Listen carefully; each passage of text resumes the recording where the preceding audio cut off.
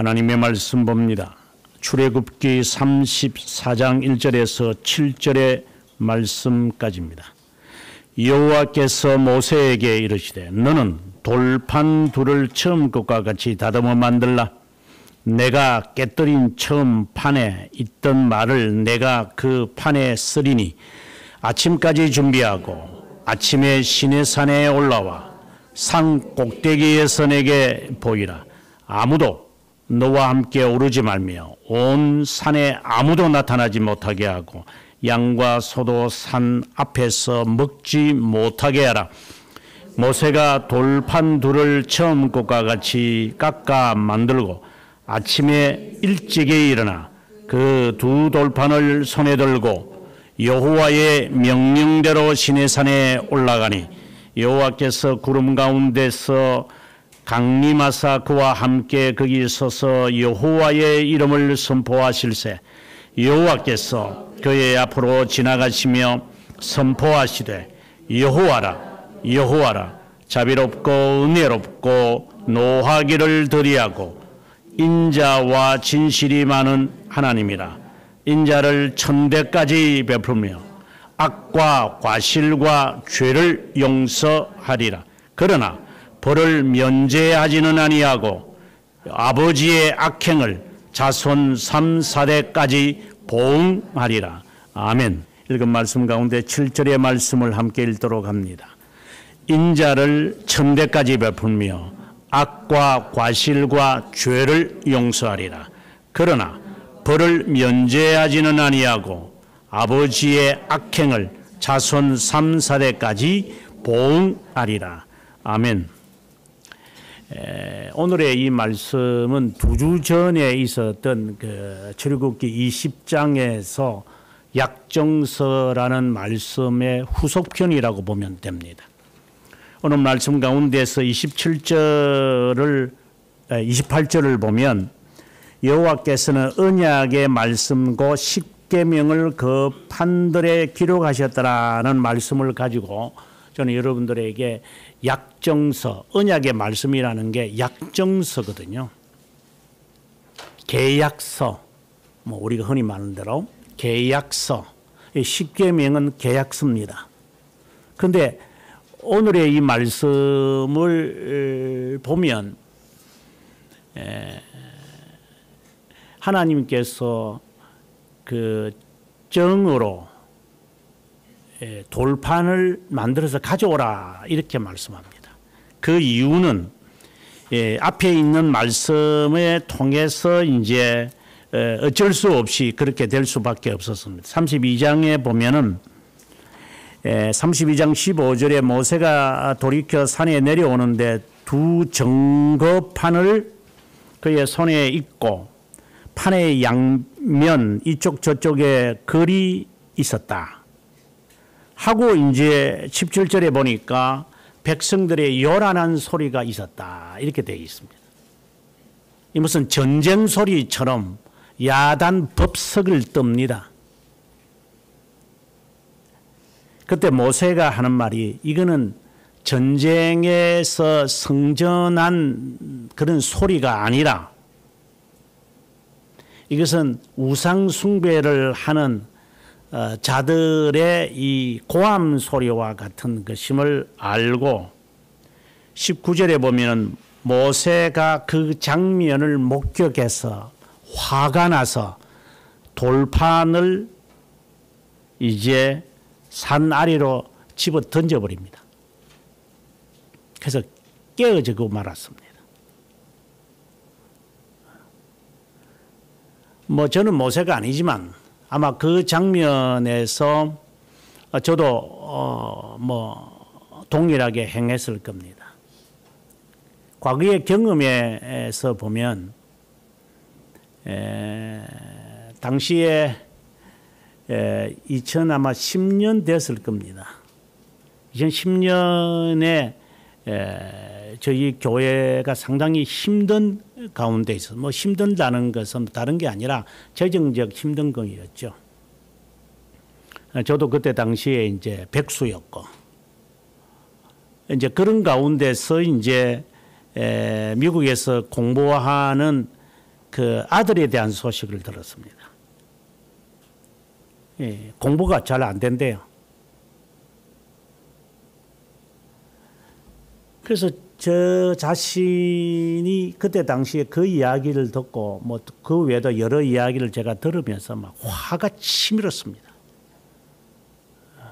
제가 욕설을 하면서 그때 당시 국제전화인데, 야 이놈의 새끼야, 어? 아빠가 보통 힘든 게 아닌데 그렇게 해서 너 밑구녕에 돈 갖다 바치면서 공부시키는데 학교 성적이 있다 이거 뭐야? 그때 아마 대학교 1학년인가 싶은 2학년인가 싶은 생각인 것 같아. 내 지금 당장 간다 임마. 정말 힘들게 지금 살고 있는데, 어? 정말 가난에 찌들려 가지고 뭐 고기는 한 3년 동안 한 조각도 먹고 본 적도 없는 그런 삶에서 돈을 모아 가지고 미국에 보내면 이게 학교 성적을 이야기 들어보니까 이게 형편이 없어요. 그 장학금 한 번 못 받냐? 뭐 쉽게 말하면 이제 그런 말이죠. 야 임마, 나는 영어가 아니라도 받으면서 살았어. 니는 네 언어 있는데도 그것도 못해. 장학금 아무것도 못 받아. 막 이래 막 그냥 화가 치미니까 어찌지를 못하겠더라고. 그래서 당장 뭐 비행기 표 끊어가지고 바로 가고 싶은 마음으로 내 임마 내일 저녁에 니 볼 거다. 자 이런 식으로 제가 한 적이 있었어요. 화가 나니까. 아마 지금 모세의 심정이 그렇지 않을까. 너희들이 한 게 뭐 있어? 쉽게 말해서. 출애굽을 할 때 아무것도 한 적이 없어요. 모든 이적을 행해가지고 탈출시켜서 여기에 넣어놨더만 하나님에게 계명을 따라서 산에 올라가서 지금 말씀 듣고 있는데 와가지고 보니까 이런 개판이라 이제 이게. 제가 늘상 말하지만 아빠와 엄마는 밖에서 열심히 일하는데 이 새끼들은 말이야 개판으로 살고 있어.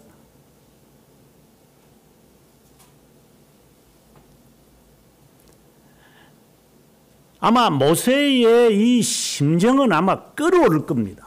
분노가. 하나님 그것에 대해서 지적하지는 않습니다.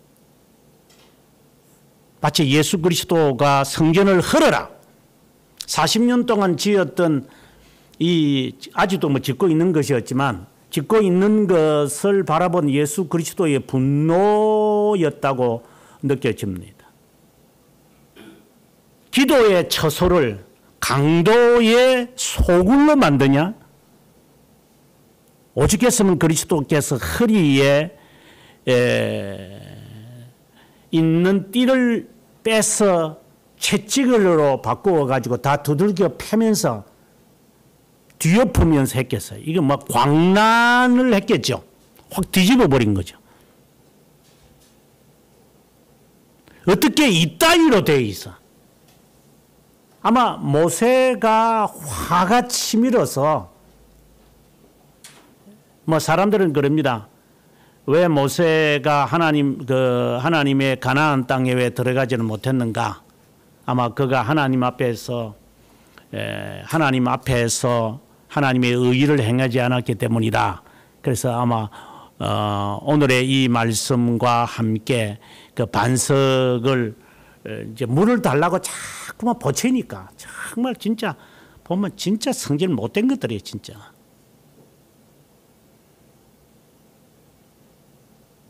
진짜 못됐어요. 오죽했으면 하나님께서 다 죽여버리셨겠어요. 홍해에 끝내 건너오게끔 만들어 놓은 자들을 마치 하나님께서 창조하셨잖아요.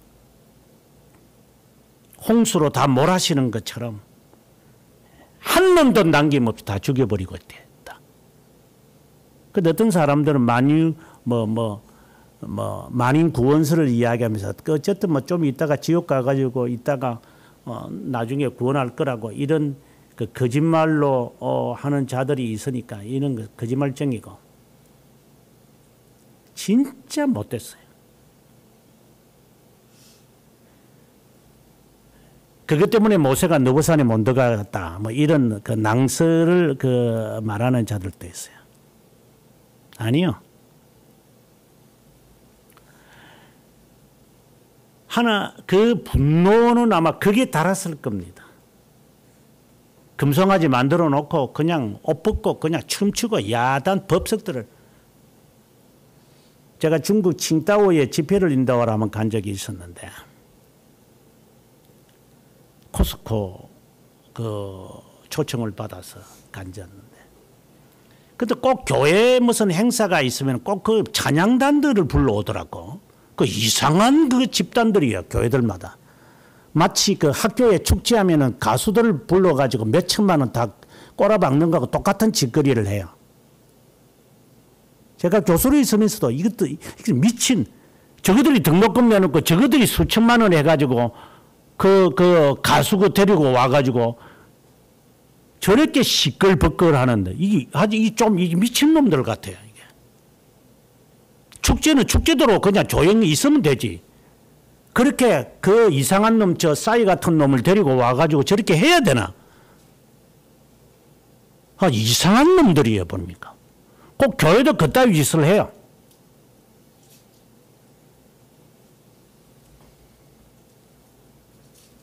등록금은 깎아다르고 그렇게 야단 법석을 하는 놈들이 축제 때 가보면은 이게 광란의 집단 같아요. 광란의 집단. 미친 놈들. 그 장면을 바라본 모세의 심정이 어땠을까? 그래서 칭다오에서 집회를 하는데 그 찬양단을 그 한국에서 데리고 오더라고. 그것도 비행기 삽부터 시작해서 돈이 많이 들었죠. 근데 한 시간 반 집회를 하는데 제가 이제 설교를 하는 시간이 되어졌는데 이게 1시간 동안 이게 노래를 부르는 거야. 이게 막 와 하고 그래서 나중에 내가 잠이 오더라고 이게. 나 잠잤어요. 잠을 뒤에서 앉아가 잠자다가 이제 사회자가 이제 교수님이 나오시겠습니다. 이래서 떠가지고 가서 저는 그때 진짜 충격. 이것들 미친 놈들이구나 이거.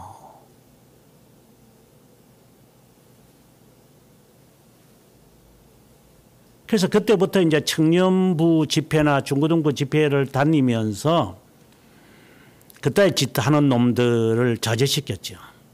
시끄럽게 하지 마라. 만약에 시끄럽게 자꾸만 하고 이러면 나 집회 안 하고 바로 내려서 간다. 정말 그때 당시에 제가 40대니까 꼭 미친 놈들 같아요.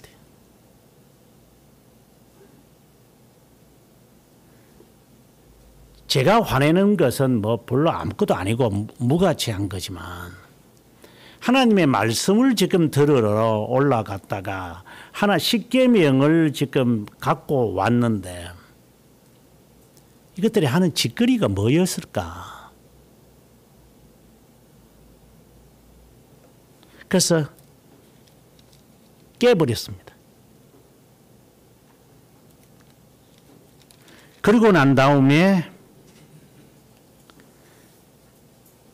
이 사람은 굉장히 슬펐습니다. 모세는 슬프죠.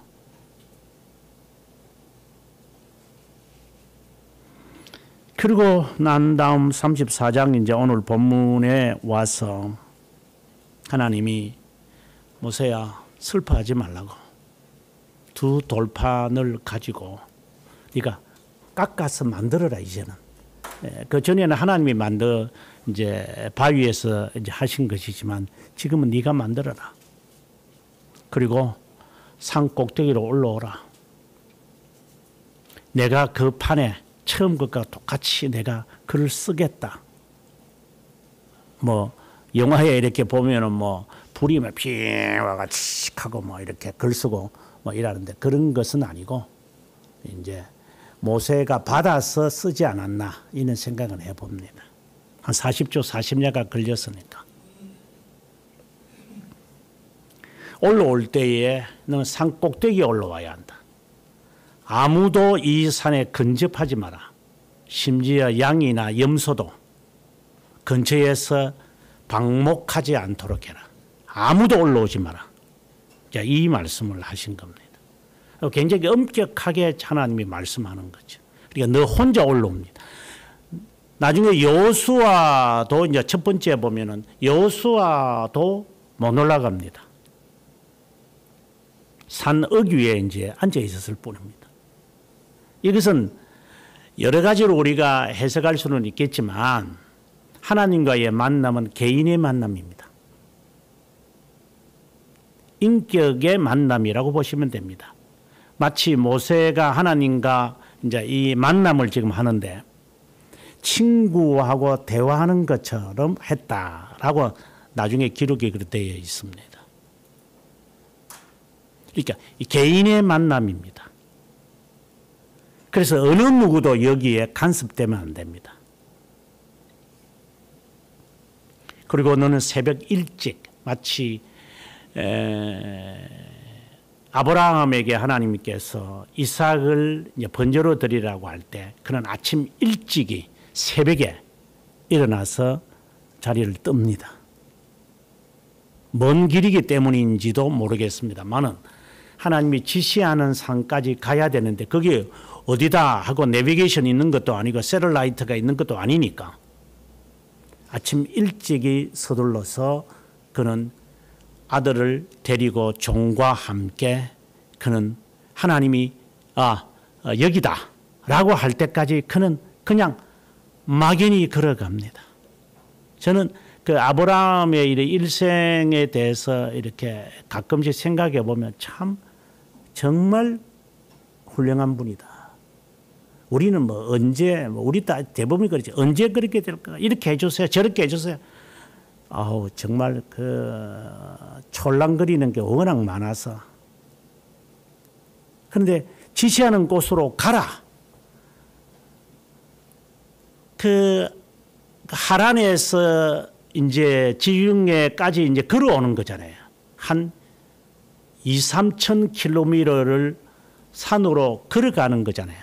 산맥, 산, 뭐 이런 들판 이렇게 해서 걸어가는 겁니다. 그냥 가는 겁니다.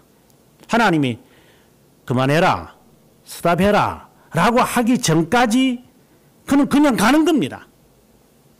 저는 이러한 그냥 한 면이지만 아브라함을 바라보면서 정말 당신 정말 믿음의 조상은 틀림없어 당신.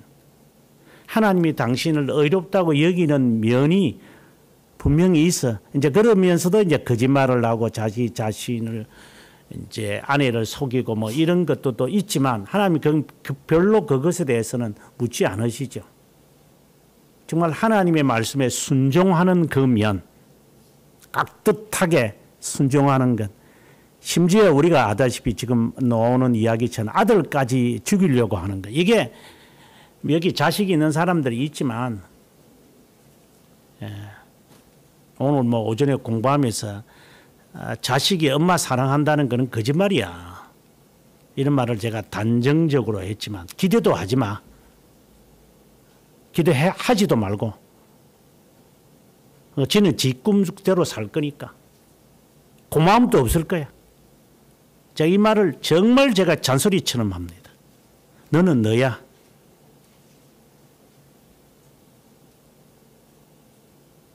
뭐 엄마를 위해서 뭐 아빠를 위해 쓸데없는 소리 하지 마. 그 제발 좀 그런 공수료와 같은 말 좀 하지 마 그냥. 그냥 네가 할 짓을 해라고 제가 늘 하는 말이지만 그냥 그거로 만족해. 안 들을 놈을 어떡하겠어요. 안 듣는 거지. 그 뭐 누가 들으면 눈물을 흘리겠지. 자식을 위해서 내가 이래 한다 저래 하는 거. 뭐 심청이를 보니까 이해는 된다. 그러면 만든 소설이지 사실이가 돼. 하나님은 개인 대 개인입니다. 잊지 마십시오. 부부도 마찬가지입니다.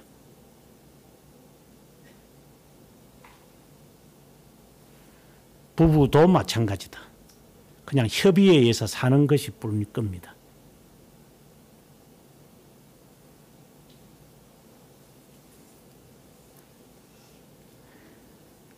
5절에 하나님 산에 시내산인데 뭐 지금 뭐 현재 시내산이 어디냐 정확하게 모릅니다. 아무도. 예. 그 가운데 올라갔는데 구름 가운데 강림했다. 이제 어떻게 본다 높은 산인 것 같아요. 그러니까 구름 위로 올라간 거죠. 구름 위로 올라가서 있었다. 이래 상상이 되면 아마 좋을 겁니다.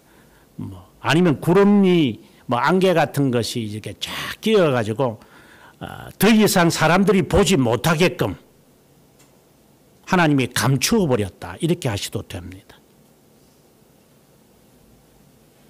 그때 하나님이 그에게 강림했다라고 되어 있습니다.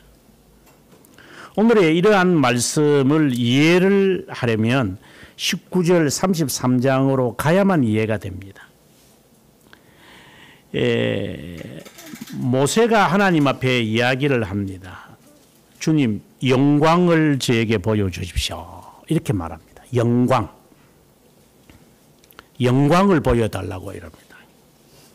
그때 19절에 하나님이 이렇게 말씀합니다.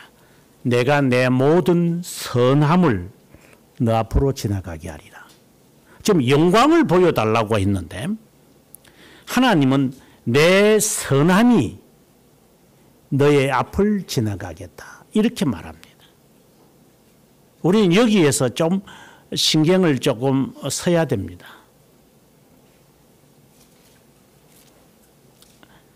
하나님을 보고 싶었겠죠. 쉽게 말한다면. 그런데 하나님을 보고 싶은 우리도 뭐 실제로 그렇고 하나님 보고 싶었으니까 보고 싶어 하겠죠. 영이신 하나님을 어쨌든 뭐 할아버지처럼 이렇게 뭐 그리는 자들이 많으니까. 과거에 이런 일이 있었습니다. 그 어느 집사님이 하나님을 보고 싶대요. 도저히 안 믿어지니까. 그래서 어느 목사님이 저도 이렇게 주워들은 건데요. 그래서 좀 많이 써먹었죠. 정말 하나님 보면 예수 믿겠습니까? 이러니까. 예, 하나님 보면 있는 것을 내가 알아야 되니 뭐 안 보여도 좋으니까 하나님이 있다는 사실을 저에게 깨닫게 해주면 제가 예수 믿겠다. 이러니까 좋습니다. 그럼 밤 10시 되면 매일 밤 10시 열흘 동안 밤 10시 돼서 교회에 와서 이따가 가십시오. 이제 이렇게 1시간 정도 이따 가라고 이렇게 말했습니다. 그러니까 이 사람은 이제 하나님 보여야 되니까 그래서 이제 시간에 맞춰서 왔대요. 그래서 큰 소리를 쳤답니다. 하나님 있나? 이제 이렇게 했지. 하나님 있으면 한번 나와봐라. 뭐 이랬겠지. 뭐 응답이 없으니까 저분은 혼자 성전에 와서 기도해 본 적이 있겠지만 한번 기도해 보십시오. 아직까지 안 했다면 하십시오. 조용하게 한번 기도해 보십시오. 그래서 이제 하루 지나고 이틀 지나고 3일 지나고 4일 지나고 일주일 지나고 이제 열흘째가 다 됐는데 뭐 하나님이 보이기는 뭘 보여 나타나기는 뭘 나타나. 그래서 이제 마지막에 오늘 이제 마지막 날이니까 안 나타나면 나 예수 안 믿고 내한테 말했던 저 사람은 사기꾼이다. 이제 이렇게 이제 말하려고 이제 마지막 날 열흘째 되는 날 10시에 이제 교회당을 갔다고 그러더라고. 그래 가서 이제 앉아가지고 하나님이 있나 이래 했겠지. 여러분 혼자 와서 기도해. 뭐 지금 우리는 이렇게 딱 막혀 있으니까 뭐 그런 건 없었는데 저도 어릴 때 기억을 해보면은 혼자서 밤새 철학기도 하는 것을 뭐 좀 쉽게 했으니까. 근데 와서 이래 보면 뭐 바람이 얼마나 부는지 뭐 괜히 안 들리는 소리도 그냥 삐걱삐걱하고 바람이 쿵쿵하고 뭐 누구 지나가는 소리 누가 있나 하고 쓱 돌아보면 아무도 없는데 또 그때는 다 마룻바닥인데 뭐가 삐걱삐걱하고 문이 닫혔다가 열리고 창문이 뭐 바람이 새나 이게 뭐 덜컹덜컹하고 뭐. 돌아보면 아무도 없는데 그래서 귀신이 있나 하고 어떤 때는 막 머리카락이 비쭉비쭉 쓰기도 하고 막. 여러분 그런 경험 해보셨어요? 한번 해보세요. 재밌을 겁니다. 밤새도록 하면 7시간, 8시간 동안 교회에서 한번 뭐 기도를 안 하지만 어쨌든 가만히 한번 앉아 보십시오. 아직 경험이 없다면은 권면할게요. 해보라고. 촐랑거리지 말고.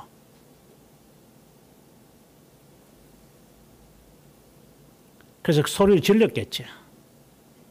근데 바사락바사락 하는 소리가 들리니 휙 돌아보기도 하고 괜히 바람 소리가 있어서 삐걱하고 귀신이 오는 소리인가. 우리 귀신 이야기하면 귀신들이 그런다 그러잖아. 문이 삐걱 열리고 창문 닫아놨는데 창문이 막 그냥 열려서 비바람이 들어오고 커튼이 호라락 하고 막 이런 거 그 장면을 영화 속에서의 그 장면처럼 그렇게 하거든. 그런 느낌이 온다고. 실제로 안토니우스라고 하는 사람이 그 무덤, 지하 무덤인데 지하 무덤에서 하나님과의 그 만남을 위해서 마치 무당처럼 만남을 위해서 그는 기도했음을 우리는 아다나시오스의 글을 통해서 알 수 있습니다. 그 책을 뭐 그 책도 아닙니다. 그냥 조그만한 한 100 몇 페이지도 안 되는 건 아주 작은 책입니다. 그 내용에 보면은 그가 12년간 이제 기도합니다. 그 무덤에서 공동묘지입니다. 그 가운데서 기도하는데 온갖 동물들과 유혹을 다 경험합니다. 이는 기도하는 사람들의 공통점입니다. 제가 지금 여러분들이 권면을 해봤지만, 권면을 하지만, 기도를 시간을 정해놓고, 이건 뭐 작정 기도가 아니고, 정말 기도를 밤새 철학기도 해본 사람들이 느끼는 공통성입니다. 시험을 받습니다. 시험. 뭐 한 번 동안 하고 3, 4일, 좀 그런 촐랑거리지 말고, 아이고, 정말 잔나비 같아, 원숭이 같이 생긴 게.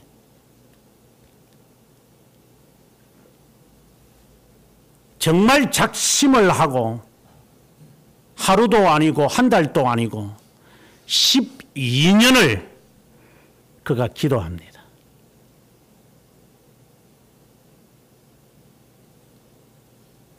기도하면서 여러분들이 어떤 시험을 받을 적이 있는지 저는 모르겠습니다. 아마 거의 없을 겁니다. 기도도 하지도 않겠지만.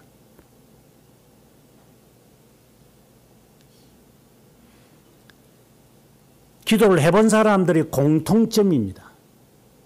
기도 속에 온갖 것들이 다 나를 넘어뜨리게 하는 것에 대한 실험을 했다.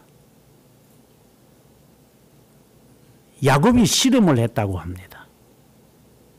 천사하고 실험했다고 하는데 그것은 기도해 본 사람들은 그 말씀의 의미가 뭔지 압니다. 기도하면서 그 하나님과의 그 교제를 하기 위해서 온갖 에너지를 다 쏟아내는 것.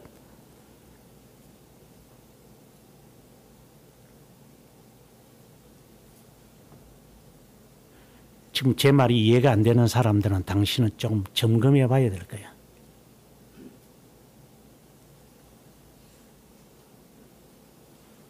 온 힘이 에너지가 다 소진되어지면서 밤새 하나님과 대화합니다. 그렇다고 하나님 말하고 내가 말하고 이런 개념이 아니라 밤새도록 무엇인가가 기도의 내용도 뭔지를 생각도 안 납니다. 그냥 나옵니다. 그냥 계속해서 나옵니다. 뭘 중언부언하는지 모르죠. 온갖 시험을 다 봤습니다. 온갖 것을 다 봅니다. 이게 이제 본다는 게 이게 환상인데 굉장히 조심해야 되지만 보고 듣고 실제로 힘듭니다. 이건 해본 사람들은 아는 겁니다. 아직 그것을 맛을 안 봤다면 네가 사입이라고 생각하는 것도 틀리지 않을 겁니다.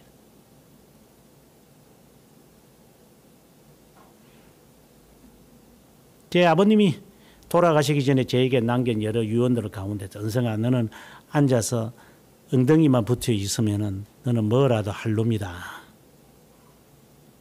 그래서 아버지 묘지 앞에서 저는 스스로가 맹세했습니다.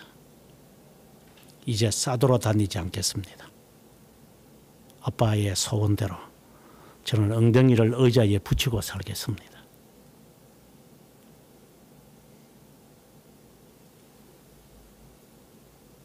온갖 시험을 다 당합니다. 그래 보면은 막 곰, 호랑이, 여인, 그리고 뱀 이런 것들을 다 안토니시우스가 그걸 다 경험하고 그것과 싸우면서 그것도 악한 세력이라는 게 있는데 이 세력과 싸우는데 에너지가 다 소비됩니다. 제 모친도 그런 경험을 많이 하셨다고. 이제 그 과정을 이제 이게 한 몇 번 지나고 나면은 그때부터 안토니시우스도 그렇지만 이 영계가 맑아집니다. 사람이 선해졌다 이 말이 아니라 딱 영계를 분별하기 시작합니다. 저게 도둑놈인지 저게 사기꾼인지 저게 어떤 놈인지가 눈에 보이기 시작합니다. 그래서 예언이라는 게 나옵니다. 너는 안 될 놈이야. 너는 될 놈이야. 보면 알게 됩니다. 그래서 예언을 하게 됩니다. 이거는 특별한 그 은사들입니다. 저는 이게 그 방언과 같은 이런 것은 그냥 우습게 보는 사람이고 제가 그런 경험을 했기 때문에 그렇다는 말이 아니라 기도해 본 사람들의 공통성을 말하는 겁니다. 영계가 맑아집니다.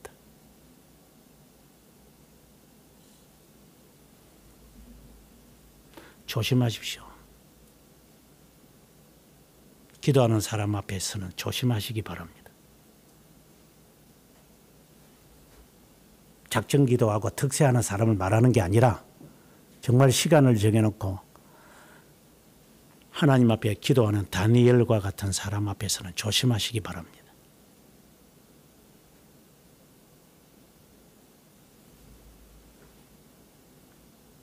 온갖 시험을 다 당하는 12년 그러고 난 다음에 많은 사람들이 그를 찾아옵니다. 그러면 그 사람들에게 대화해 줍니다. 답을 내려줍니다. 여명의 여인들이라 그 중세시대 때 있었던 천상의 여인들이라는 제목으로 제가 썼지만 거기에 기도하는 여인들에 대한 묘사를 제가 하면서 그런 말을 합니다. 기도해 본 사람들은 압니다. 말을 하는 순간 바로 답이 바로 나옵니다. 이게 굉장히 신비로운 거죠. 그런데 별로 저는 중요하다고는 보질 않습니다. 말씀이 있는데 뭘 그게 그렇게 중요하겠습니까? 그건 그냥 한 순간이죠. 아무튼 그런 현상들이 있다는 말을 제가 하는 겁니다. 그때는 그 말을 들어야 됩니다. 그래서 중세 사람들은 말씀이 없었기 때문에 그런 사람들의 기도를 들으러 갑니다. 그러면 이 사람들은 그 말을 합니다. 정말 진짜배기 기도하는 사람들입니다.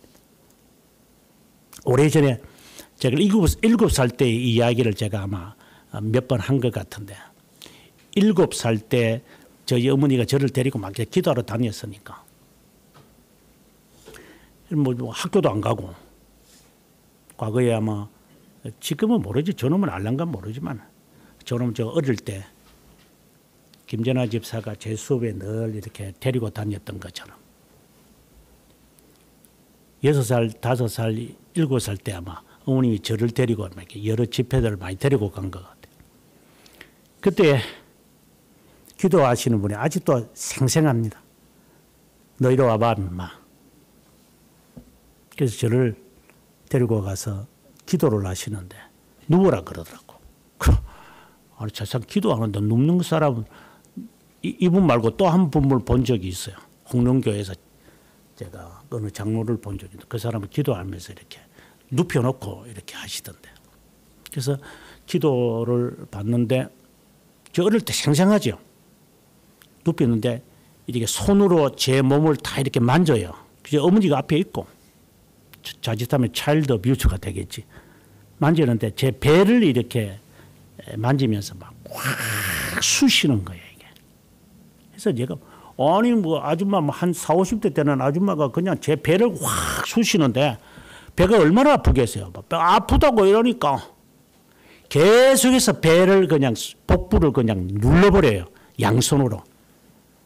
그러면서 저 어머니가 한 말이 이 도둑놈이 안에 들었다는 거예요. 어릴 때도 뱃속에 도둑놈이 있나? 저희 어머니 보고 그때는 김지사지. 김집사. 이는 도둑놈이 될 놈이라고. 기도 많이 해야 될 거다. 그러면서 저 배를 얼마나 눌린 줄 몰랐어요. 그래서 저보고 보내면서 하는 말이에요. 은성아 잊지 마라. 언제든지 네 뱃속에 있는 도둑놈이 너를 이끌어 갈 거다.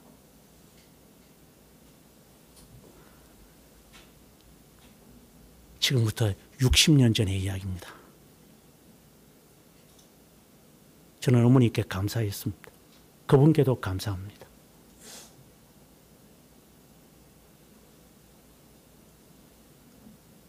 저를 그렇게 지적해 주셔서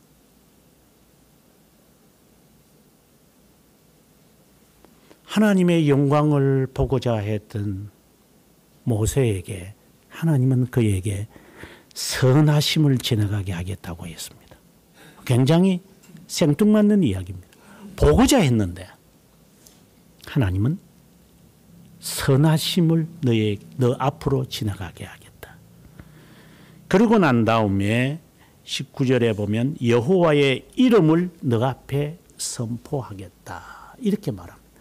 오늘의 말씀에 와서 보면 6절에 보면은 여호와께서 그의 앞을 지나가시며 선포하시되 같은 내용입니다. 선하심이 선하심이 보여졌다 이 말입니다.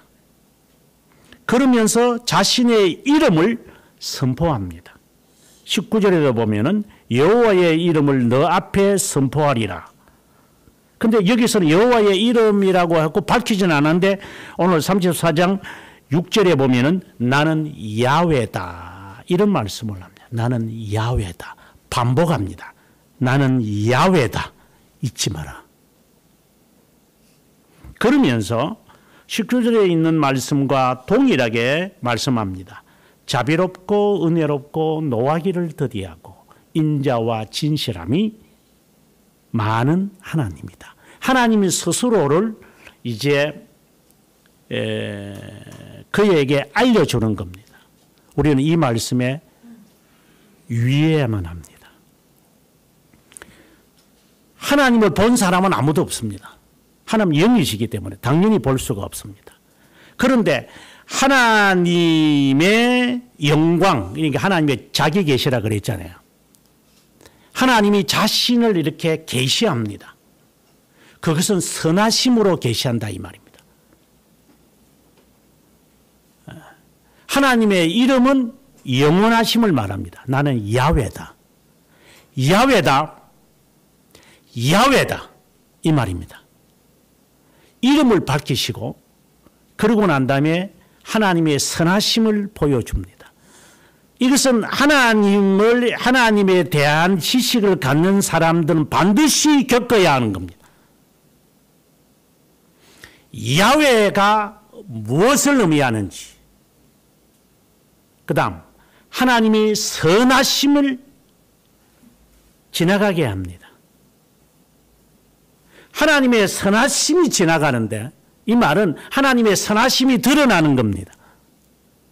그리고 하나님이 자신을 밝히기를 나는 자비롭고 은혜롭고 그리고 노하기를 더디하며 인자와 진실함이 많다. 많다라는 말보다는 넘친다. 이 말씀을 합니다.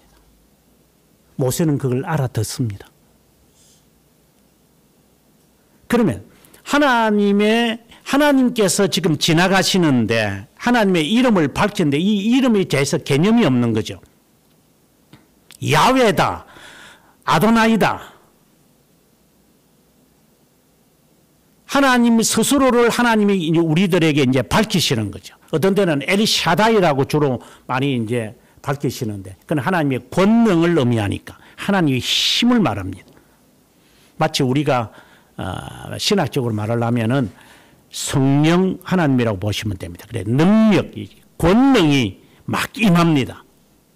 그러면 보통 기도하는 사람들이 공동성인데 기도 생활을 하는 사람은 좀 용기가 막 생깁니다. 뭐 그렇다고 해서 뭐 항상 그런 것은 아니지만 아무튼 그 확신이 딱 듭니다.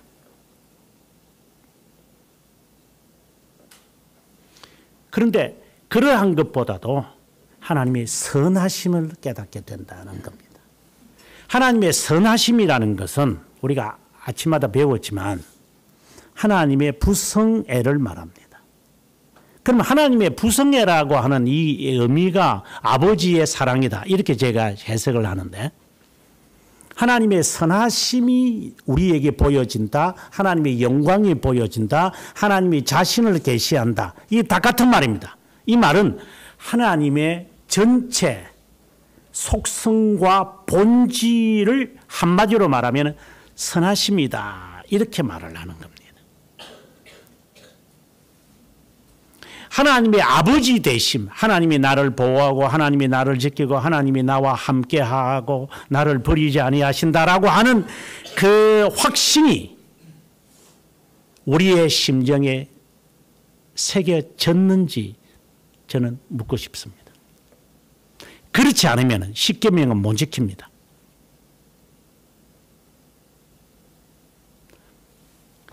하나님의 자녀도 아닌데 하나님의 계명을 어떻게 지키겠어요? 성도도 아닌데 어떻게 교회의 훈련을 받겠어요? 특거리 해가지고 학교를 들어갔는데 그 학교의 룰을 따라 못합니다. 그러면 그 자퇴 당해야죠. 쌍권증 3개 샀으니까. 감당이 안 됩니다. 하나님의 자녀이기 때문에 간신히 겨우 하나님의 말씀을 불순종하더라도 다시 또 하려고 하는 이런 것이 있습니다. 이게. 근데 하나님의 언약의 백성, 나중에 언약에 대한 이야기 나오지만 언약의 백성이 아닌 자가 어떠한 이유를 댑니다. 어떠한 이유를 대서라도 하나님의 계명을 못 지키거나 안 지키거나 싫어할 겁니다. 하나님의 자녀가 아닌 자는 못 따라갑니다. 이는 맹종을 말하는 게 아닙니다. 하나님의 선하심을 맛봤다 이렇게 말해도 됩니다. 그래서 34장 8절 시편에서 그 말을 하는 겁니다. 맛보아 알아라 선하심을. 이거는 하나님의 임재를 체험해라는 겁니다. 그러면 하나님의 임재를 체험했다라고 말을 할 때 나의 선하심이 너 앞을 지나가겠다고 하시고 하나님이 자신을 계시하기를 나는 은혜롭고 자비롭고 은혜롭다 이렇게 말합니다. 하나님의 본질의 총체성을 선하심 놓아두고 그것을 내가 체험하는 사람들은 하나님이 어떠하심을 이제 깨닫게 됩니다. 하나님은 은혜를 베푸시는 분이시구나. 하나님은 불교 용어로 빌려온다면 자애로운 분이시구나. 그리고 하나님은 노하기를 정말 천천히 하시는 분이시구나. 우리가 이제 이게 성령을 보면 성령 하나님의 역사를 보면 좀 이해가 되는데 하나님께서 우리가 잘못하면 하나님은 그때 바로 지적 안 하십니다. 이제 그렇게 생각하면 됩니다. 그냥 성령 하나님은 부드럽게 역사하신다고 이래서 우리들에게 안타까워하시며 슬퍼하신다고 합니다. 사도 바울이 로마서에서 밝히는 겁니다. 성령 하나님은 슬퍼합니다. 너 왜 그렇게 하느냐고. 그 목소리를 그것을 이제 알아차리는 자들이 있습니다. 그래서 다 포기하고 그냥 왜 내가 그렇게 해야 되는지 자기가 의식적으로 했을 뿐 실제로는 그 성령의 그 천천히 노하심을 이제 느낍니다. 예를 들어서 나이 드신 어르신네가 하지 마라. 하지 말라고. 하라고 했잖아. 이 말이 매우 무거운 겁니다. 그건 아주 가볍게 듣죠. 성령 하나님은 마치 우리들에게 역사하시는 게 노하기를 천천히 하신다. 이건 우리의 느낌입니다. 급하게 하시지 않습니다. 아주 작은 목소리로 마치 우리의 양심에 말하는 것처럼 하지 마라. 해라. 지금이다. 그만두라. 근데 우리는 거의 다 이런 걸 무시합니다. 성령 회방죄죠. 그래서 나중에 회오하고 회개합니다. 그래서 그것을 듣지 않은 것에 대해서 우리가 막 그냥 이 답답해서 못 견딥니다. 그걸 나중에 이제 깨닫고 난 다음에 막 어서 확 그냥 답답합니다. 이 속이 그냥 터질 것 같습니다. 이게. 이 회개하는 사람들의 공통점입니다. 뭐 물론 성격 다 다를 수도 있겠지만 뭐 나는 지금까지 뭐 기도하는데 울어본 적이 있다. 너 정말 조심해야 될 인간이야. 기도하는데 울음이 안 나와서 벌써 눈물이 많은 거가 조심하십시오.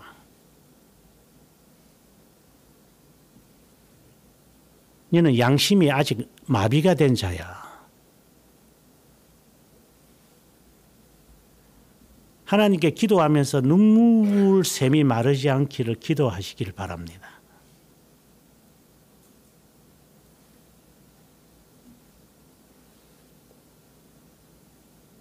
눈물이 없는 놈이 정이 있을 것 같습니까?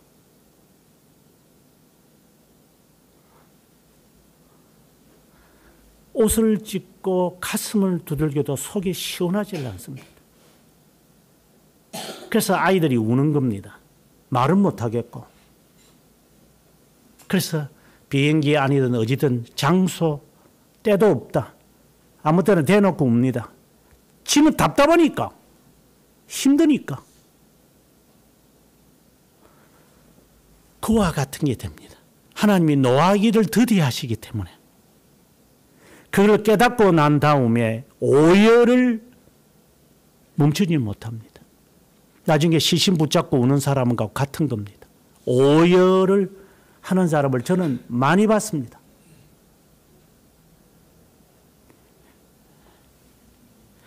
참된 회개와 함께 생명에 이르는 회개입니다. 하나님께 그런 마음을 달라고 기도하시기 바랍니다. 아직 눈티가 반티가 안 되고 눈티가 퉁퉁 부어가지고 콧물이 눈물인지도 모르고 아직 기도를 안 해본 적이 있다면 하나님께 회개하시기 바랍니다.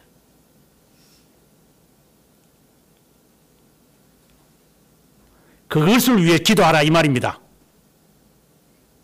나에게 슬픈 마음과 애통하고 오열한 이 마음을 달라고. 그 기도 외에는 할 게 없어 그는.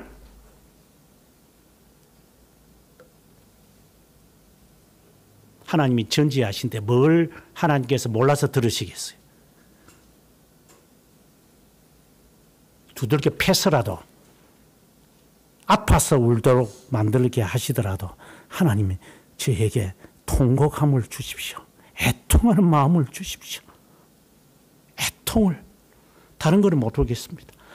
그냥 한없이 울고 싶습니다. 내 마음이 답답하지도 않으니 이게 병든 거 아닙니까? 하나님의 자녀면 그렇게 기도하겠지. 하나님의 자녀 아니니까 그런 기도도 안 나오는 거니까. 다시 경고합니다. 조심하십시오. 통곡을 하며 기도해 본 적이 없다면 당신은 매우 강팍한 인간이에요.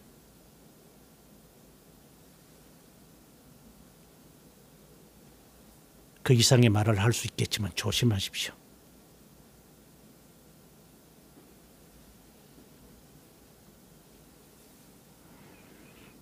인자와 진실이 풍성하다 이런 말이네. 영어에서는 in advance 굉장히 많다. abounding이죠. abounding 넘쳐 흘러 넘친다. 하나님의 사랑과 하나님의 성실하심을 말합니다. 시편에서 가장 잘 나타나는 표현이라고 그랬습니다.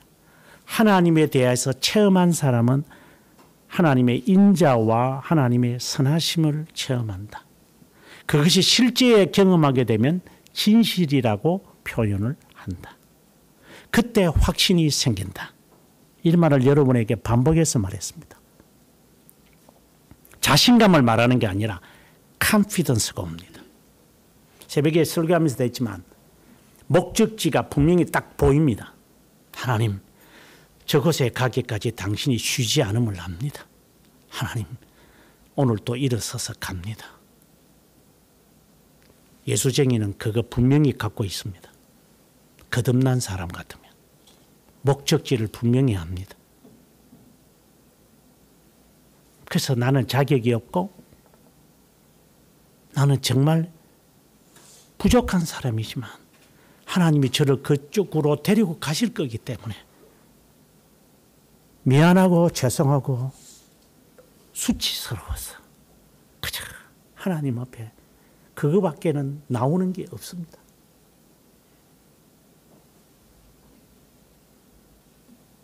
체험한 것을 말합니다. 하나님의 사랑을 체험하게 하셔서 신실하심을 깨닫게 하시는 하나님이다. 이 말씀을 하는 겁니다. 그 인자, 하나님의 사랑을 말하는데 인자하심은 천대까지 베풀겠지만 과실을 행하며 잘못을 행하면 하나님 반드시 벌 내린다고 했습니다. 저는 이 말을 수차례 합니다. 당신 잘못한 것에 대해서 하나님이 대가를 치르게 하실 거다. 간땡이가 부으면 해라. 대가는 반드시 있을 거다.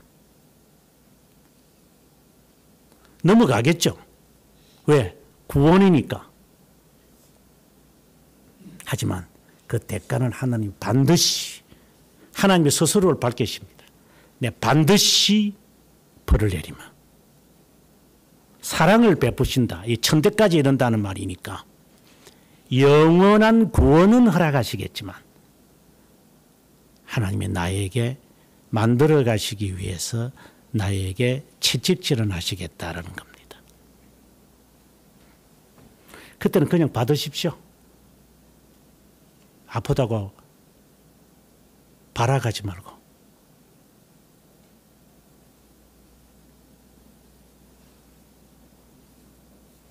그러나 3, 4대까지 이른다고 했으니 하나님이 멈추시겠다는 말입니다. 왜? 너 안에 있는 그 죄성 때문에 악행과 과실을 저지를 거니까 그것에 대해 그때마다 하나님이 매를 대시겠고 하지만 그거는 오래가지 않고 끝날 것이다. 그러나 자비하심, 인자하심은 영원할 것이니까 의로움은 영원할 것이고 하지만 잘못에 관해서는 하나님이 용서 안 하십니다. 대가를 치르게 할 겁니다. 이거는 하나님이 스스로를 밝히시는 겁니다.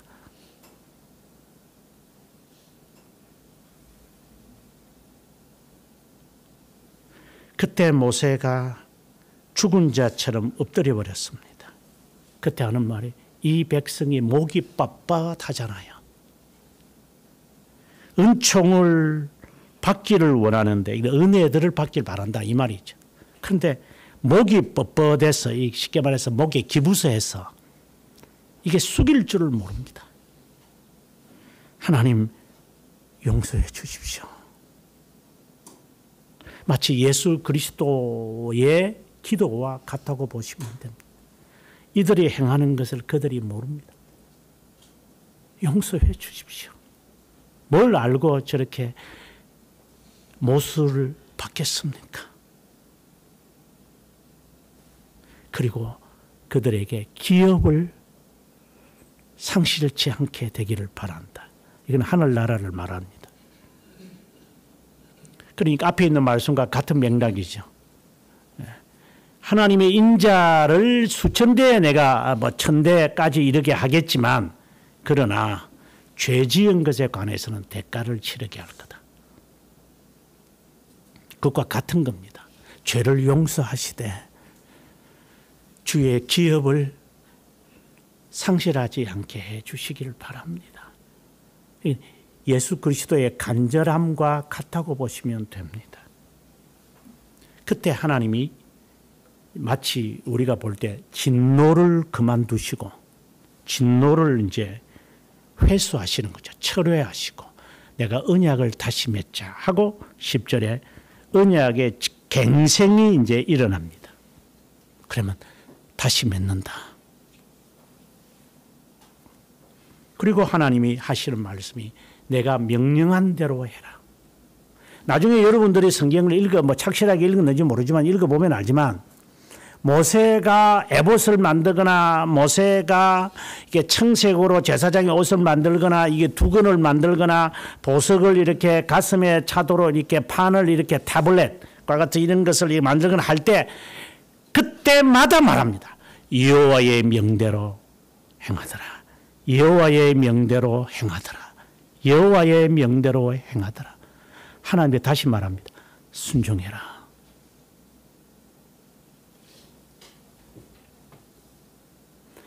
동시에 하나님이 경고를 내립니다. 하나님과 언약을 맺어서 지켜야만 하는데 너가 들어가는 그 땅이 좋아서 거기에 문화가 좋아가지고 그들과 언약을 맺지 마라. 이건 다른 말로는 결혼하지 마라 이 말입니다.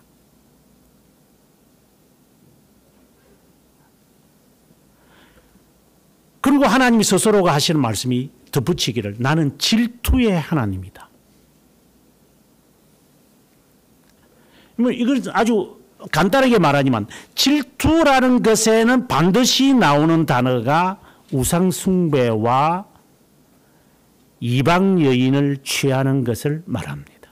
이거는 영적인 것이죠. 하나님과 돈을 같이 섬기는 사람들. 영적 간음이에요. 그것에 관해서 하나님은 경고를 내기를 나는 질투하는 하나님이다.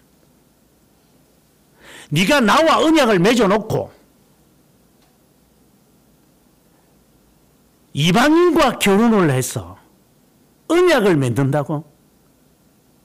그것에 대하여 하나님은 질투하겠다라고 표현을 쓰시는 겁니다. 하나님께서 이제 언약을 갱생하는데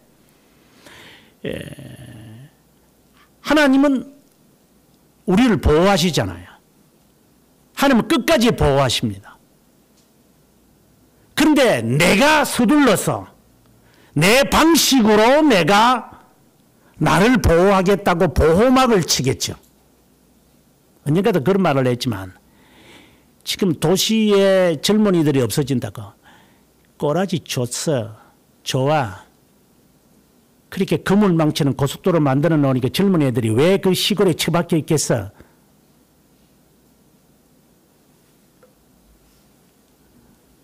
너희들이 만들어 놓고 난 다음에 또 내일을 또 쉰다네요. 이 정신이 없는 놈들 같아요. 월급쟁이들한테는 좋겠지. 노니까 월급 받고. 장사하는 사람들은 죽을 판이야.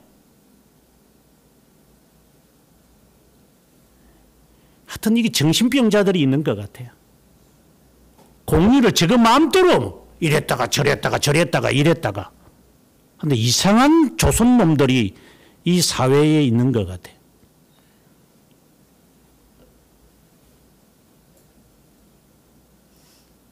월급 받는 놈이 몇 퍼센트가 되는지 모르겠지만 그렇지 않아도 자영업이 다 죽는다고 하는데 그럼 죽이려고 작정을 낸다 이것들이 그냥. 그래 놓고 또 서울역 가가지고 또 인사하네. 이 정신병자들 같아 이거는. 100만 명 이상이 외국으로 뭐 여행 갔다 그러더구만.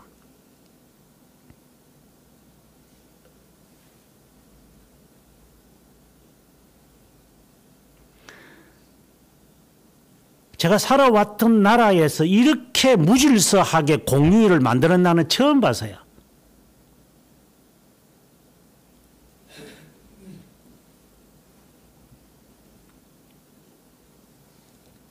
그 문화에 지쳐지 마라 이 말입니다.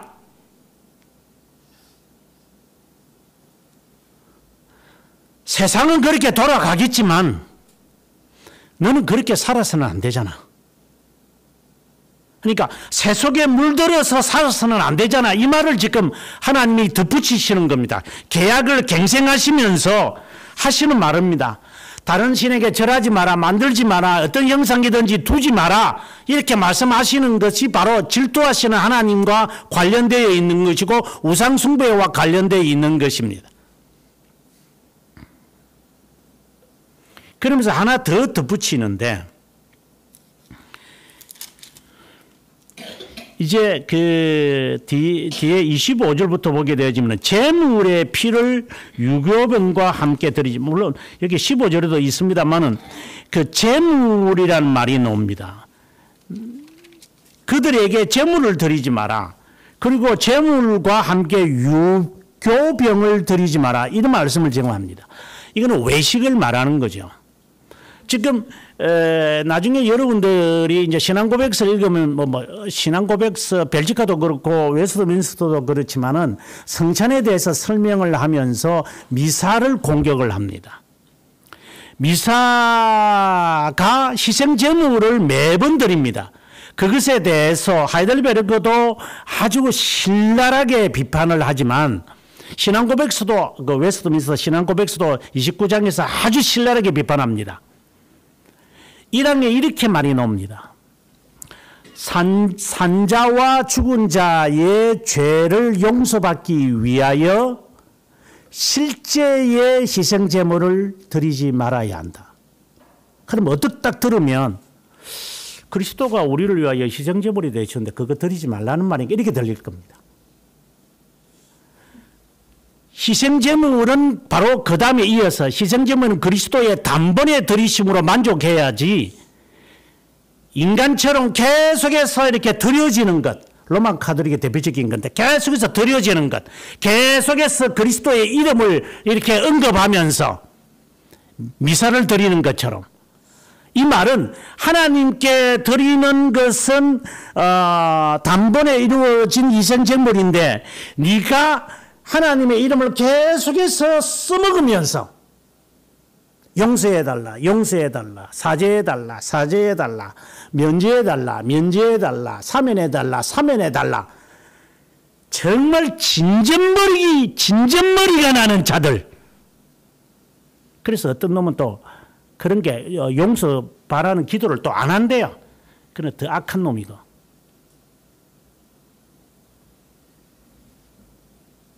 더 못된 놈이지 쉽게 말하면.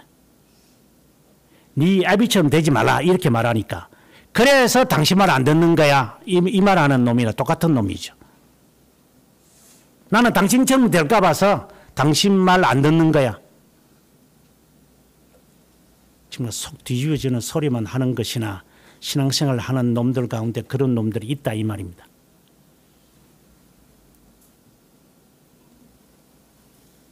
희생제물을 반복해서 드리는 로만 카톨릭의 미사나 지금 여기서 이방신에게 희생제물을 드리는 것 하지 마라.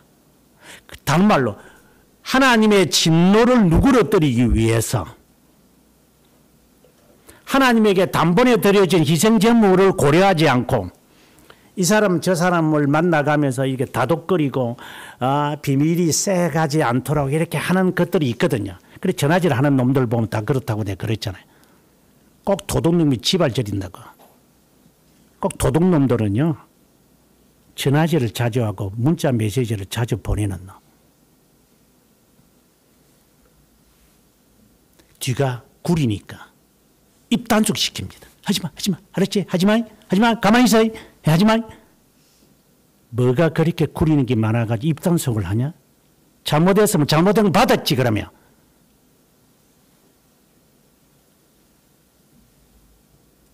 전화질 하는 놈들. 안부 전화하는 거 좀 뭐라고 해. 잘못은 지게 해놓고 남한테 전화질 합니다. 조심하십시오. 나는 그런 놈을 숱하게 봤습니다. 문자 메시지 보내가지고. 내가 언제 그랬어? 내가 그렇게 안 했잖아. 했어? 이름 안부 전화는 너무나도 좋지요. 사랑합니다. 좋아합니다. 고맙습니다. 감사합니다. 정말 은혜가 내 마음에 있습니다. 이런 것은 좋죠. 100만 번을 보내도 아무 의미도 참 좋아요.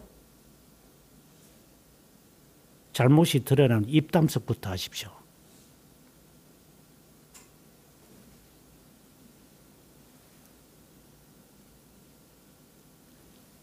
인간의 방식으로 제사를 드린다 이 말입니다. 또 인간에게 제사를 드린다고, 우상에게 제사를 드린다고.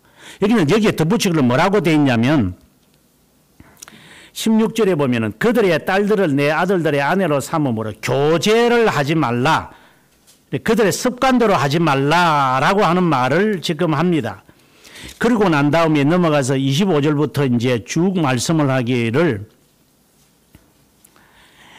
처음 익은 것을 가져다가 하나님의 전에 드릴 것이며 염소 새끼를 어머니의 저주로 삼지 말라. 이상하게 말합니다. 염소 새끼를 어미의 저주로 삼지 말도록 해라. 이게 뭘 말하죠? 처음 익은 것을 하나님께 드릴 때, 이건 헌신이죠. 희생제물과 같은 건데, 하나님께 드릴 때는 우리가 뭐 양만 드리는 게 아니라 염소도 하나님께 드리잖아요. 뭐 소도 드리기도 하고 비둘기도 드리기도 하고 이제 이런 것인데, 그렇게 드릴 때 그 새끼, 그 1년 된 새끼를 하나님 앞에 드릴 때 어미의 저주로 삼도록 하지 마. 엄마의 그 정을 말하는 건데, 그 엄마 젖 먹으려고 이렇게 하잖아요. 그것을 단절시켜야만 될 거다. 이 말은 우리의 습관이 남아 있으니까 이게. 그래서 아무데나 이게 희생제물을 갖다 바칩니다. 이게. 우리가 지금 말하면 뇌물과 같은 거겠죠. 이 사람한테 좀, 이 사람한테. 이게 인간의 방법이 그냥 쏟아져 놓습니다. 이게 딱 당하면 압니다. 인간이 어떤 인간인지. 하지 마라 이 말입니다.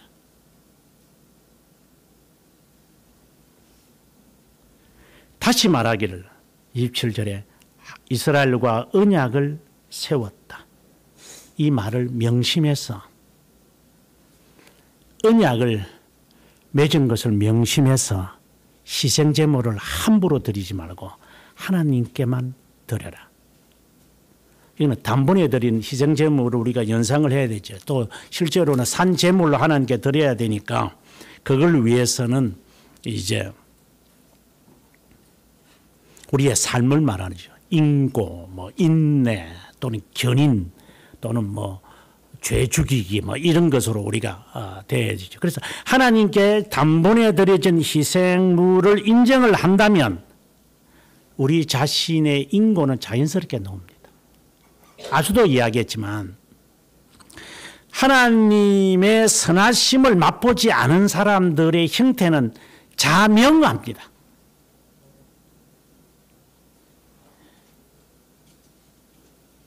이거는 어떻게 감출 수가 없습니다. 그것처럼 하나님에게 하나님의 자녀라고 하나님의 언약의 백성이라고 해서 하나님과 언약을 맺고 그분에게 드려진 이 희생제물을 내가 이제 산제물로 삶 속에서 해야만 하는 것이 남아있음에도 불구하고 이것을 감추려고 이것을 묻어버리려고 죄 용서가 된 것처럼 마치 엘리사의 그 종이 그 숨기는 것처럼 내가 언제 내가 그랬습니까? 네가 나만에게서 물건을 받을 때 양심의 가책이 없더냐? 숨기는 거잖아요. 그러니까 죄 용서를 지가 하겠다는 거죠. 그러니까 희생제물을 이방인에게 드린다는 것은 지가 죄 용서를 받고 지가 위로를 받겠다는 거죠. 그래서 숨기는 거잖아요. 오늘 오전에도 그런 말을 했지만 병은 소문내라고 했습니다. 이건 우리말이죠. 제가 살았던 서양 애들은 그렇지 않는다. 소문을 냅니다. 그래서 사람들이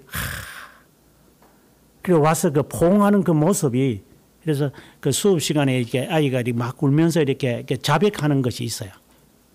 나는 뭐 내 아이에 대해서 뭐 회사에 대해서 또 내 잘못한 것에 대해서 이렇게 공개적으로 수십 명 앞에서 말하니까 저는 뭐 그 듣는 게 뭐 다 알아듣지도 못하겠지만 뭐 입안에서 울면서 울면서 하는 소리 잘 못 알아듣는데 그 마치고 나면 그 미국 애들이 와가지고 포옹을 하면서 같이 울고 그래서 저는 그 모습을 이렇게 뒷자리에서 앉아서 가만히 보면서 야, 이게 성도구나. 학교인데 이게 성도구나. 그래서 그들의 그 모습을 제가 보면서 하나님 이 모습을 제가 배웠으면 좋겠습니다. 그 상처를 같은 것으로 볼 수 있는 그 마음 어떻게 저럴 수 있습니까? 그리고 그 사람만 그런 게 아니고 그렇다면 좀 정신이 이상한 사람이 그 다음에 사람도 그렇게 해요. 또 이렇게 자연스럽게. 나 그걸 보면서 이 사람들은 참 특이한 사람들이구나 문화가. 그래서 그 알코올릭이나 이런 그 마약에 찌든 사람들이 이렇게 모임이 그 영화에도 간 것이 그런 게 나옵니다. 그래 실제로 그런 거거든요. 그 모임에 저도 한번 가본 적이 있었는데 제가 뭐 마약을 해서 간 게 아니라 이제 영어 배우려고 이제 가서 이제 뭐 영어 배우기는 뭘 배웠겠습니까만은 이렇게 모여서 하는데 너무나도 자기가 마약에 찌들려서 이 황홀감에 있었던 이야기들을 자연스럽게 말하면서 그러면서 그들 나도 그래 하면서 그게 이제 심리적이겠죠. 자연 치유가 된다 그러더구만. 그래서 저는 그 자리에 앉아서 참 희한한 문화다. 저는 이해가 안 됐죠.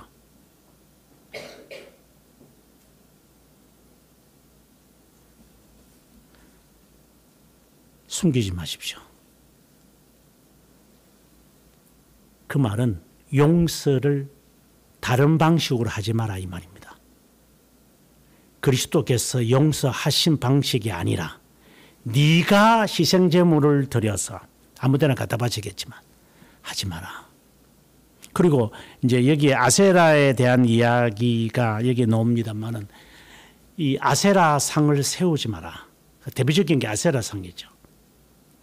바알을 세우지 마라. 이 말은 안 돼. 그것은 이게 복받기 위해서 우리가 흔히 말하는 기복신앙입니다. 이 다산인이기 때문에 복받으려고 어떤 짓거리라도 합니다.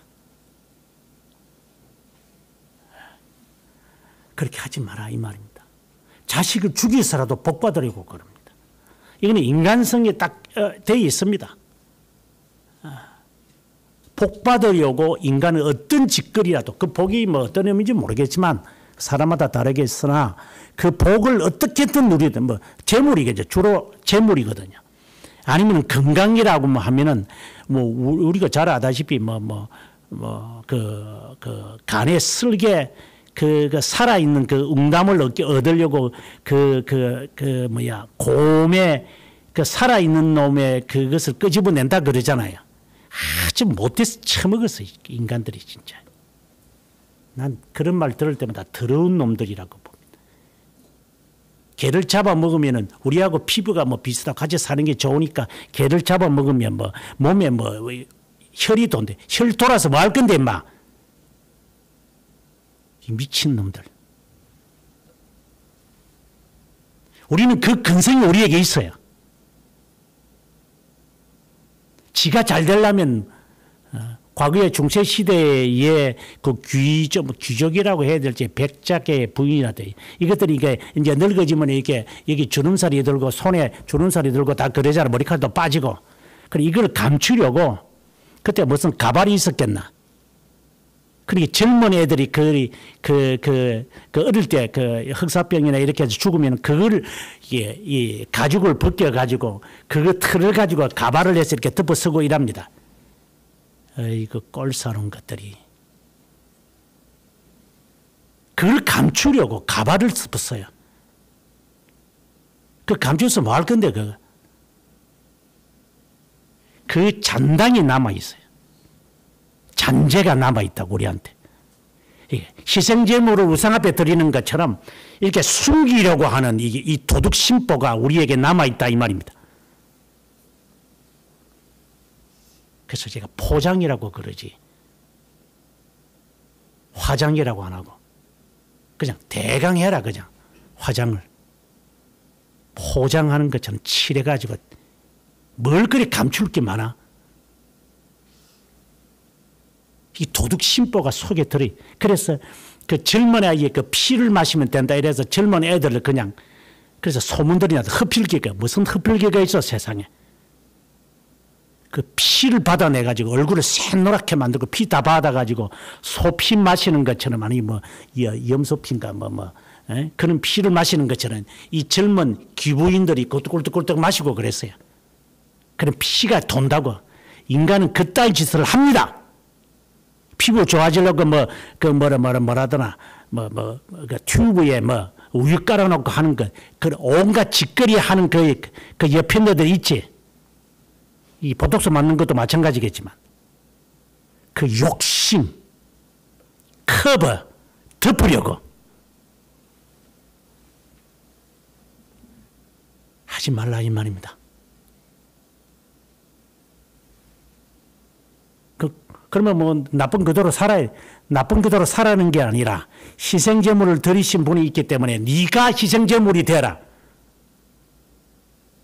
그래서 칼빈 선생이 기독교 강력 4권 17장 성찬에서 말하면서 2권 7장의 성찬에 대한 이야기를 언급하면서 그들이 희생제물을 드릴 때 죄 용서를 받는다고 확신하지는 않는다. 죄에 대한 고백의 시간이었다. 분명히 못 받고 있습니다. 희생제물을 아무나 갖다 바치나. 내가 희생제물이 되어야지. 그 이야기를 지금 하고 이제 28절에 와서 약정서다, 십계명이다, 이거 하고 사람들에게 다시 읽어줘라. 이게 재계약을 하는 겁니다.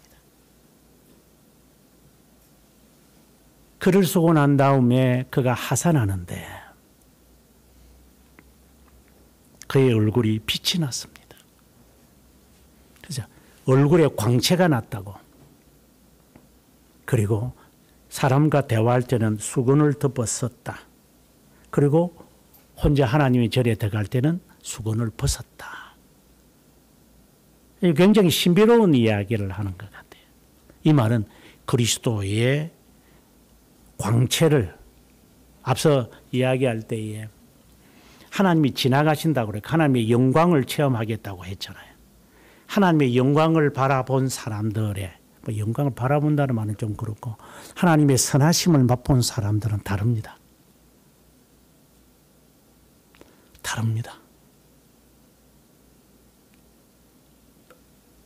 저는 개인적으로 존경하는 사람 프란시스 셰프라는 사람이고, 그 사람의 아내, 그 사람은 제가 갔을 때 이미 돌아가셨고 82년대에 죽었기 때문에 뭐 제가 만나볼 수는 없고, 그의 아내가 살아 있었다고 했습니다. 그래서 이 말을 여러 번 했지만 저는 그분에 대해서 그분 아내와 말하고 싶었습니다. 나는 정말 존경했기 때문에. 그래서 그분에게 물었습니다. 당신의 남편에 대해서 저는 공부하고 있는데 당신의 남편에 대해서 나에게 말해달라고 했습니다. 근데 그분, 프란시스 셰프의 아들은 절름발입니다.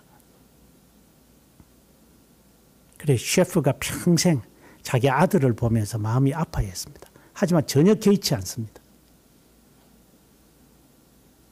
그래서 남편에 대해서 내가 이 생에 대해서도 알고 책을 읽고 했지만 당신에게서 당신이 살았으니까 나에게 말을 해달라고 했을 때 저에게 이런 말을 합니다. 그 이디스죠. 내 남편 열심인 사람이었죠. 하나님을 두려워하는 사람이었어요. 그래, 경외라는 말을 합니다. 하나님을 경외하는 사람이었습니다. 그래서 제 몇 마디를 저에게 뭐 긴게 하지는 않았고 몇 마디 하는데 그 할머니가 지금 우리 전도사님이 80이 이제 되셨다는데 그분이 그때 당시에 82살이라 그러던데 82살에 이 아름다운 모습이 있을까? 예, 정말 아름다워요. 그래서 제가 You're so beautiful 하니까 Thank you.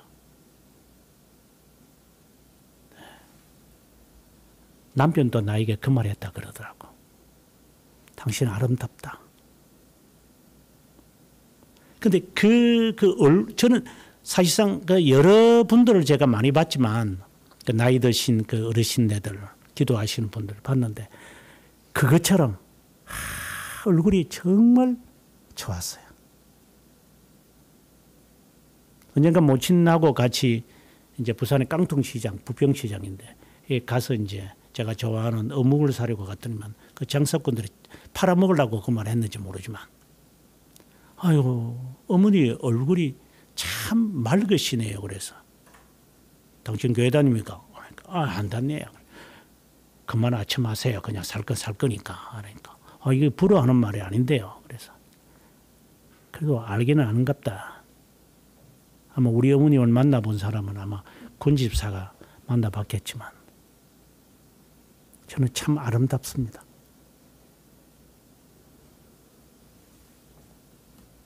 그 맑음이 그에게 있는 걸 저는 보았습니다. 물론 가끔씩 화를 내면은 막 어머니가 욕설을 퍼붓고 막 그러죠. 폭언도 하고 막 그럽니다. 그건 별로 중요하지 않습니다.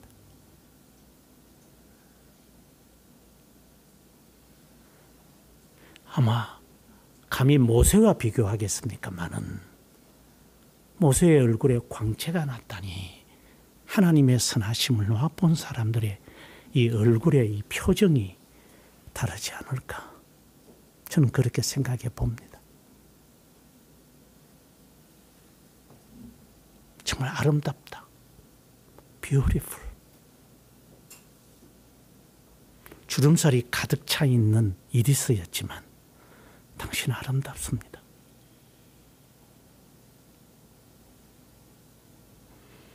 하나님의 영광을 보고자 했던 모세. 그리고 하나님의 자기 계시를 통해 하나님이 자신을 밝히시는 것을 하나님에 대한 지식을 깨닫는 자신. 그리고 그 자신의 존재를 깨달아갔던 것. 얼마나 아름다운 것입니까? 마치 계약서가 찢어져서 파기가 되었지만 하나님이 행위 언약에서 파기되어진 것을 은혜 언약으로 다시 재계약하시는 것처럼 하나님이 계약을 다시 맺으시는 이 기쁨이 모세는 예수 그리스도를 미리 바라보는 것이 아닌가. 하나님 다 이루었습니다. 계약이 성취되었습니다. 계약이 사라진 것으로 여겨졌지만 주님이 다시 계약을 맺으시는 것. 여러분 기도 시간에 그걸 느끼시기 바랍니다. 하나님 생명책에서 제 이름을 지우셨습니까? 그런데 다시 쓰셨습니까? 우리는 문자적인 거 아닙니다. 하나님에게 합당하지 않는 자인 줄을 압니다. 그러나 당신이 인간의 표현을 하면 여러분 지우개를 가지고 지우시려 하시다가도 다시 하나님이 지우시지 않으시고 내년에까지 기다리마. 도끼를 들어서 찍어버릴 수도 있지만 하나님이 놔두어라. 노하기를 더디하시는 당신이심을 알 수만 있다면 여러분들이 눈물을 금치 못할 겁니다. 선하심을 체험하는 사람들은 다르기 때문에 체결할 자신이 없지만 하나님 스스로가 계약을 갱신하시면서 다시 체결하마 하는 이 은혜를 마치 탕자처럼 하나님이 포옹하시는 그 마음이 매번 있어야 됩니다. 그래야 하나님의 언약의 백성임을 본인 스스로가 확신할 수 있을 겁니다. 하나님, 세리의 하나님, 세리와 같은 자 아니라는 바리새파의 기도를 거두시고